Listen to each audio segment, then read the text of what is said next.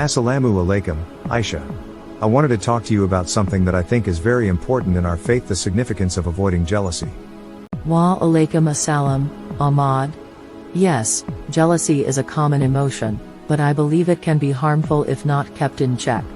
How do you think it relates to our faith? Well, Aisha, jealousy is not only discouraged in Islam but also has the potential to lead us away from the path of righteousness. The Quran warns us about this in Surah Al-Imran, verse 31, where Allah says, "If you are grateful, I will surely increase you in favor, but if you deny, indeed, my punishment is severe." Jealousy prevents us from being grateful for what we have been blessed with and leads to ingratitude and dissatisfaction. That's true, Ahmed. I remember reading in one of the prophetic traditions that the Prophet Muhammad, peace be upon him, said, "Beware of jealousy, it devours good deeds just as a fire devours wood." This hadith is a powerful reminder of the destructive nature of jealousy.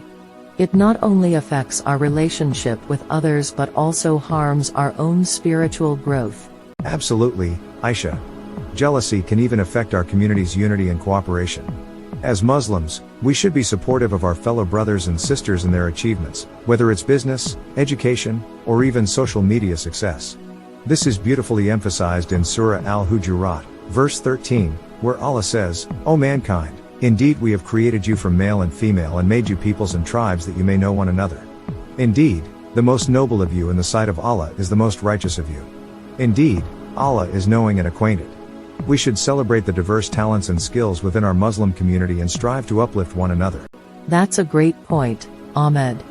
When we support and encourage one another, we create a positive environment that fosters personal growth and success for all. Just imagine a world where every Muslim genuinely rejoices in the success of their fellow Muslims. Absolutely, Aisha.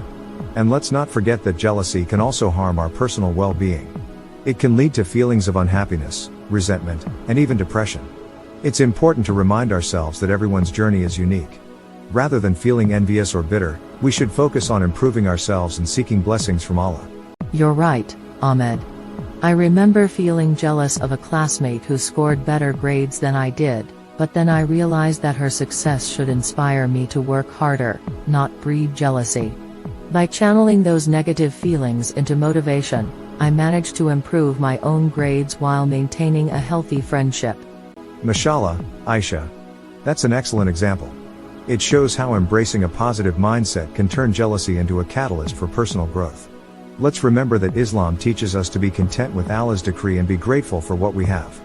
That way, we can avoid the perils of jealousy and focus on strengthening our faith, supporting our community, and seeking success with sincerity. Jazak Allah khair, Ahmad. This conversation has truly reminded me of the importance of avoiding jealousy in our lives. Let's strive to uplift one another, celebrate their achievements, and create an environment of unity within our community. Thank you.